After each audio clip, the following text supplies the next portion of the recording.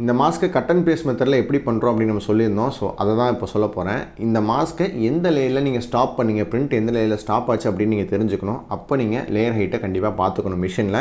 So அதை divide by 0.2ன்னு போட்டிங்கன்னா உங்களுடைய ஹைட்டு கிடச்சிரும். அதாவது எந்த ஹைட்டில் பிரிண்ட் ஆகிட்டு இருக்கும்போது மிஷின் நின்றுச்சுன்னு.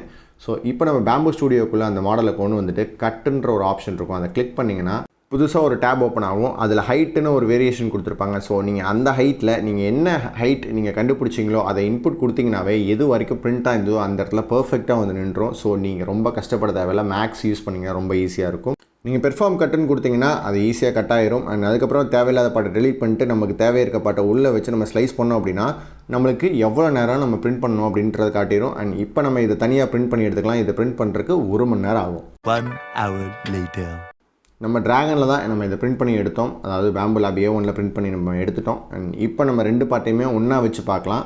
ஸோ இது பர்ஃபெக்டாக மேட்ச் ஆகுதா இல்லையான்னு நம்ம நார்மலாக வச்சு பார்க்கும்பொழுது நம்மளுக்கு தெரியுது ஈஸியாக இது மேட்ச் ஆகுது. அண்ட் கண் கூட பார்க்கும்பொழுது நமக்கு தெரியுது. நம்ம இது மட்டும் பண்ண போகிறல, இதுக்கு மேலே பெயிண்ட்டும் பண்ணுவோம். அண்ட் இதை ஒட்டுறதுக்கு நம்ம வந்து ஃபெவிக்விக் தான் வந்து யூஸ் பண்ணுறோம். அண்ட் இதில் ஒன் சைடு மட்டும் தான் நம்ம வந்து க்ளூ வந்து அப்ளை பண்ண போகிறோம். ஸோ இந்த கட் வந்து நம்ம பிளான் பண்ணி பண்ணல. ஸோ அதனால் நம்ம ஃபிக்ஸ் பண்ணும்பொழுது இது கரெக்டாக அலைனாக உட்காராது. ஸோ அந்த அலைன்மெண்ட்டை கொண்டு வரக்கு நமக்கு டைம் ஆகும். நீங்கள் 2 பக்கம் ஃபெவிக்விக் அப்ளை பண்ணிங்கன்னா ரொம்ப சீக்கிரமாக ஒட்டிக்கும். அதுக்கு பதிலாக ஒரு பக்கம் அப்ளை பண்ணிவிட்டு உங்களுக்கு மூவ்மெண்ட் பண்ணுறதுக்கு டைம் கிடைக்கும். ஸோ அப்படி கரெக்டாக பண்ணிங்க அப்படின்னா உங்களுக்கு பர்ஃபெக்டாக அலைன்மெண்ட் முடித்ததுக்கப்புறம் பேலன்ஸ் க்ளூ கொஞ்சம் மேலே ஊற்றிட்டிங்க அப்படின்னா ஃபுல் ஃபினிஷிங்க்கு நம்ம வந்துடும். அண்ட் இப்போ கிட்டத்தட்ட பார்க்க நம்மளுக்கு எதுவுமே தெரியாது. ஒரு கோடு கண்டிப்பாக தெரியும் அப்படின்னு சொல்லுவீங்க.